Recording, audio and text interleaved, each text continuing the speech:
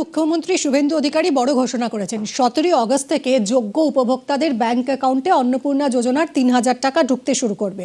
ভেরিফিকেশনের কাজ প্রায় শেষের পথে। প্রত্যেক মাসের দ্বিতীয় সপ্তাহে অ্যাকাউন্টে ঢুকবে অন্নপূর্ণা যোজনার টাকা। জুন মাস থেকে 31 জুলাই পর্যন্ত ফর্মে অনলাইন অফলাইনে আবেদন নেওয়া হয়েছে।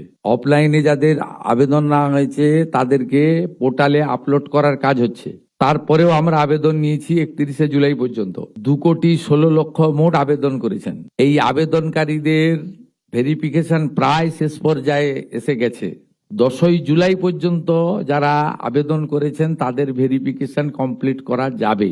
কিন্তু আমরা এই মাসের 17 আগস্ট থেকে 3,000 টাকা করে ভেরিফাইড লোকেদেরকে, মহিলাদেরকে অ্যাকাউন্টে পাঠাবো। এবং কারা কারা বিবেচিত হবেন সম্পূর্ণ ক্রাইটেরিয়া 10 তারিখ সোমবার বলে দেবো। বিজেপি সরকার যতদিন থাকবে প্রত্যেক মাসে দ্বিতীয় সপ্তাহে টাকা ট্রান্সফার হয়ে যাবে।